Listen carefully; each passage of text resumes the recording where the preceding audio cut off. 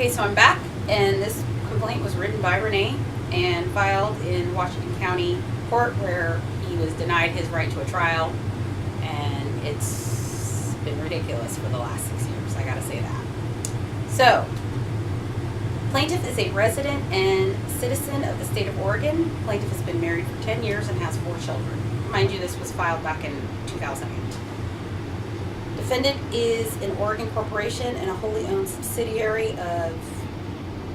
Defendant is an Oregon corporation and a wholly owned subsidiary of an Oregon corporation who does business in the county of Washington. At all material times, defendants acted through agents and employees who at all material times acted within the course and scope of their agency and employment for defendants.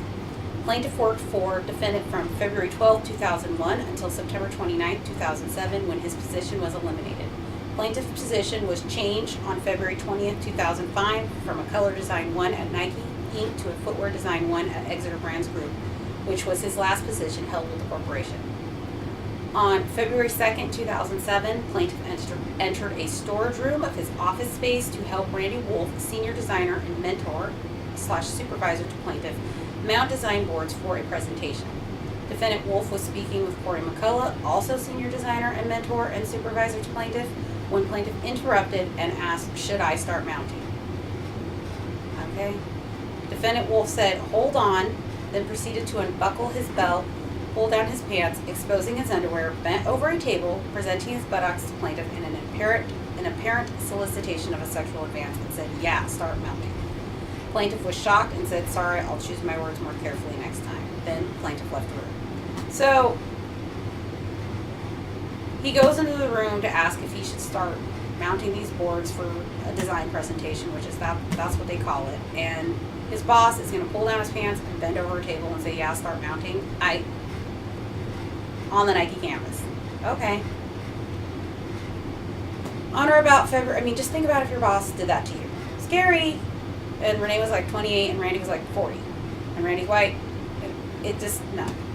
On or about February 6, 2007, plaintiff was speaking with defendant McCullough in the passageway out in front of his cubicle. Defendant McCullough was leaning over the island table into the passageway when, without warning, defendant Wolf approached him from behind, grabbed defendant McCullough by his hips, and began aggressively and repeatedly thrusting his genital area into and against defendant McCullough's buttocks, mimicking anal intercourse. Which, okay, we are on the Nike campus. This is crazy. And both these men are in their 40s. They're senior designers. This is not okay. Plaintiff was appalled and disgusted. Later that week, defendant McCullough and defendant Wolf were leaving a meeting in a room parallel to plaintiff's cubicle. Defendant McCullough momentarily stopped in front of the island table to answer one of plaintiff's questions. Defendant Wolf approached defendant McCullough from behind to re-enter the meeting room. Defendant Wolf cocked his arm backward and forcefully swung his hand forward and upward into the space between defendant McCullough's buttocks, violently groping him. The plaintiff was shocked and disturbed. And you could see how this would be disturbing at work, to see 2 grown men acting this way, which this is not your personal space. You're at your job, and people's livelihoods, hang in the balance, and they're playing around like this, and it's not cool. Or if they're not playing, I don't know. No. Anyway, on or about February 15th, 2007, plaintiff was helping defendant Wolf organize the storage room of their space when defendant McCullough entered the room to begin a conversation with defendant Wolf. Defendant McCullough turned away from defendant Wolf to comment to plaintiff, and defendant Wolf grabbed defendant McCullough by his hips and began aggressively and repeatedly thrusting his genital area into and against defendant McCullough's buttocks, again mimicking anal intercourse. Basically he was dry humping him. Which, no, okay, no, not on the job. As defendant Wolf, or at all, if you're not, this is not how you treat people. As defendant Wolf continued his inappropriate act, defendant McCullough said, "I can feel your little Elvis." Now, I can feel your little Elvis? I don't think so. Plaintiff was intensely disturbed and became very anxious for his own personal safety in the workplace because he did not want this to happen to him. And he was coming home telling me these things were going on, and I'm saying, you need to say something to somebody, but he didn't want to say anything because he didn't want to cause a problem, and it was just crazy. So, on February 28th, 2007, plaintiff entered the storage room where defendant Wolf and defendant McCullough were speaking to ask them a technical question about a project that plaintiff was working on. Defendant Wolf put on a jogging jacket and pretended to warm up for a run by jumping up and down and stretching his legs. Defendant Wolf approached plaintiff from behind and firmly grabbed plaintiff by his hips and attempted to thrust his genital area into and against plaintiff's buttocks. Plaintiff put his elbow in between defendant Wolf and himself and then stepped back toward him to ward him off. He just was like, nope.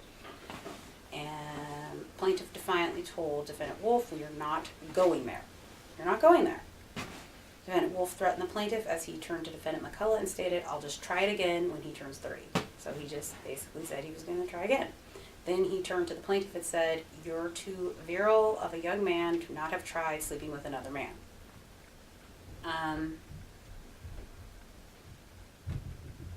Whatever you want to do on your own time, but again, we're at work. So the plaintiff affirmed, "I would never do that," and then he left the room. Plaintiff was extremely intimidated and disturbed. He's married, he's got 4 kids at home, there's a lot of stress, there's stress on the job. To have your boss running around dry humping people is very scary and not okay. So, the plaintiff avoided interaction with defendant Wolf until March 2nd, 2007. At the end of the workday, as the plaintiff was walking down the hall talking on his cell phone to his wife, which was me, and I remember when this happened, and preparing to exit the building, defendant Wolf approached him from behind. Defendant Wolf cupped plaintiff's left buttock with his hand and slid his hand upward with a caressing motion into the small of plaintiff's back. So he basically groped. Plaintiff pushed defendant Wolf's hand away and said no. Defendant Wolf raised his arms and stuck them out at his sides and said, "What?" Like, because he knew he could get away with this, because if Renee hits him, then what? It's Renee's word against Randy's. Randy's white, he's 40, he's making tons of money. Renee's just a design one. What do you do? Anyways, plaintiff was very distressed and intimidated and said nothing and left. So, Renee comes home that night. He's all upset. My friend's over. We're having a couple beers. And he tells us the story, and we're like, "You need to complain." And I was like, if somebody was doing that to me, I would complain. And I was like, of course Nike would want to know about this. And my friend reiterated that too. So anyways, on March 5th, 2007, plaintiff decided to tell his manager, Mac McDivitt, what happened. Plaintiff typed a written statement detailing what defendant Wolf did to plaintiff and read it to defendant McDivitt, who was his the supervisor over all of them. Detailing what defendant Wolf did to plaintiff and read it to defendant McDivitt and defendant McDivitt's office. Defendant McDivitt immediately called HR director Mary Brunke into his office, where plaintiff recounted the story to her. Plaintiff was very nervous and frightened. Defendant Brunke called Melissa Marks, an employee relations director for Nike Inc., and they set up a fact-finding meeting with plaintiff for March 7, 2007. In that meeting, plaintiff described to both defendant Brunke and defendant Marks about what defendant Wolf did to defendant McCullough. On March 9th, 2008, plaintiff met with defendant Brunke for a follow-up meeting. She presented plaintiff with a closure letter, which we have, and which is filed with the court, written by defendant Marks, that was unsigned and misleading of the allegations. Defendant Brunke told plaintiff that they had handled the matter, but would not disclose how to plaintiff. Defendant Brunke told plaintiff they determined from their investigation that it was just roughhousing, and the defendant Wolf did not realize he was offending plaintiff. She told plaintiff, after he inquired, that they would not transfer him or defendant Wolf to another department, because that's all Renee asked for, was to be moved. And they said no. Plaintiff informed defendant Brunke that he no longer felt comfortable with the conditions in his workplace environment and no longer wanted to work with defendant Wolf. Defendants failed to inform plaintiff that the validity of his allegations was in question, effectively forfeiting plaintiff's ability to challenge the findings of the investigation. So basically, they just said they determined it was roughhousing, but they didn't say what exactly they determined in their investigation, so-called investigation. But Randy admitted to some things and didn't quite admit to others. Corey said he didn't remember. But they did determine that there was, behavior inconsistent with Nike policy. So definitely, Randy just called what he did a bear hug from behind, which what really is a bear hug from behind? Come on.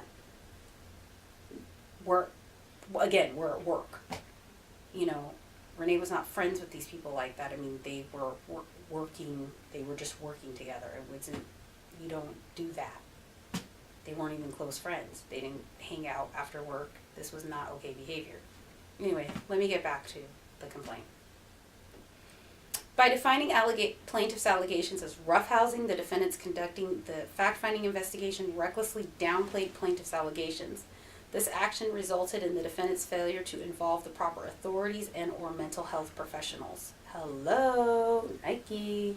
Plaintiff asserts that proper qualified personnel with experience in dealing with male victims of sexual harassment could have conducted a thorough investigation, interviewed all potential witnesses inside the work area, and determined the actual validity of plaintiff's allegations, and made appropriate corrective recommendations to ensure a productive and positive work environment for all involved parties. Sounds reasonable. Plaintiff asserts that he was subjected to repeated displays of sexually aggressive and predatory behavior. Plaintiff contends that if he were female, defendants would have not categorized such behaviors complained about as roughhousing. Plaintiff's complaint would have been taken seriously and a thorough investigation would have been conducted with a different remedy applied, i.e. move him to a different department or move Renee to a different department. It's not that hard. Plaintiff's complaint would have been taken seriously. Plaintiff felt he had to comply with defendant's decision of returning plaintiff to work with defendant Wolf or risk losing his job and the ability to support his family, which is so scary in the world we live in right now. Plaintiff drove to Seattle on March 12, 2007 and filed a charge of sex discrimination with the Equal Employment Opportunity Commission against defendants. When plaintiff returned to work, he avoided any interaction with defendant Wolf. Plaintiff felt extremely intimidated by the entire circumstance and reiterated to defendants that he no longer felt safe or comfortable in his work environment. Plaintiff requested that all communications between defendant Wolf and himself be handled by management. On March 19, 2007, plaintiff emailed defendant Marks asking her to correct the closure letter to reflect the actual alleged events and to sign the letter. Plaintiff's father passed away on March 20, 2007. Plaintiff took 2 weeks off to attend the out-of-state funeral. So this is all super documented. Plaintiff returned to work on April 2, 2007. Defendant McDivitt verbally reassigned plaintiff to new mentor supervisor Sean Wenzel because he complained about defendant Wolf. So they decided to have Renee work with Sean, but he still worked just a few cubes down from Randy and still, they were still basically working together. Plaintiff continued to support the Starter brand, the Tailwood brand, the Elton brand basketball initiative within the Starter brand, and began supporting the new NASCAR initiative also within the Starter brand. On April 15, 2007, Donna Moreau, general manager for Tailwind, presented plaintiff with a milestone award for his help with the Tailwind brand. Plaintiff worked with and in close proximity to the alleged aggressor, witness, and management who had direct knowledge of plaintiff's protected activity and full details of allegations. Defendant McDivitt, Defendant McCullough, and other employees, including but not limited to the president and CEO of Exeter Brands Group, Claire Hamill, continued to verbally harass plaintiff by their persistent use of the name Big Daddy when referring to plaintiff's alleged aggressor. Defendants allowed defendant Wolf to retain offensive paraphernalia on his desk and allowed him to refer to himself as Big Daddy, because this man went around, he made everybody call him Big Daddy. And everybody just did that. Except Renee didn't want to call him Big Daddy, so he settled on calling him Biggs, but still, it was just, why should you have to call your boss Big Daddy? Hello? Hi. Anyway. On August 13th, 2007, plaintiff was verbally informed by defendant Hamill, defendant McDivitt, and defendant Brunke that the NASCAR initiative was being divested and that the plaintiff's position was being eliminated. So right before school started, just 5 short months later, he's getting fired. Defendant Brunke later reiterated to plaintiff in subsequent emails that his position was being eliminated because all NASCAR positions were being eliminated. Plaintiff's position was not a NASCAR position. Plaintiff's position was as an Exeter Footwear Design 1, supporting all aspects of the Exeter footwear business. But they were just going to get rid of him anyway, with all the NASCAR positions. Plaintiff met with defendant Brunke on August 14, 2007, and was told that he should begin searching for employment outside of the company. Plaintiff was not offered a transfer. Plaintiff was also encouraged by defendant McDivitt, defendant Wenzel, and Eric Happel, a strategic planner for Exeter Brands, to seek work outside of the corporation. Plaintiff sent resumes to Ron Vasquez, Lisa Olivier, Ginny Hopkirk, Peter Hudson. So that's the HR director, Nike Design Recruiter, HR director, and another Nike Design director, informing them of his job loss and his desire to stay employed at Nike. This is after 8 years of service. Plaintiff met with several Nike business leads, including Ginny Hopkirk, Scott LeClaire, Action Sports General Manager Ted Baldry, Digital Design Studio Manager Skip Lee, Innovation Lead for Nike Affiliates, E. Scott Morris, CLETA Design Director, and Karen Ruther, Global Color Design Director. At this point, he had 15 years in color design, and this is how they do it. In an effort to secure employment, plaintiff was told that there was no head count for him despite the fact that Nike was hiring and plaintiff's exceptional work history with the corporation. Plaintiff applied for 3 entry-level positions during August 2007, which he qualified for and was denied. Defendant Mark sent plaintiff a formal termination letter on August 26, 2007. Plaintiff requested a copy of his personnel file on August 28, 2007, and received a copy which was missing the last 4 years of his reviews and other documents. So they went through his stuff and took out all his good reviews, and it's crazy. Plaintiff filed a charge of retaliation with the Equal Employment Opportunity Commission on August 29, 2007. On September 25, 2007, defendant Olivier offered plaintiff an invitation to apply for a design position that he did not qualify for because it required a degree. It was so rude. I can't even tell you how horrific this really was. Plaintiff declined the invitation to apply to that position. Plaintiff was unable to accept defendant's severance package because it was contingent on release of claims against defendants. Plaintiff had 2 open EEOC charges under investigation when his employment with the corporation ended. Now, when you file an EEOC charge, the company is not supposed to do anything to your position at all until the investigation is closed. And Nike just fired him before the EEOC even started their investigation. Since plaintiff's last day at Defendants Corporation, plaintiff has applied for 6 additional positions that he qualified for within Nike Inc. Plaintiff has received no response except for the automated responses informing him that his applications were received from defendants in regards to any of those positions. So not only can he not get an interview anywhere, not at Nike, he can't get an interview anywhere, even though he has 15 years of experience. So this is how they do you. This is called economic terrorism. As a result of defendant's discrimination, plaintiff suffered intimidation, humiliation, and degradation. Due to plaintiff's loss of income and career, plaintiff and his family have and will continue to suffer emotional distress, mental anguish, and the loss of quality of life. Plaintiff liquidated his 401k in order to support his family after the loss of his income. Plaintiff had to COBRA his health insurance for several months when his youngest daughter, which was Kamaya, was stricken with a life-threatening illness called Kawasaki syndrome. She almost died.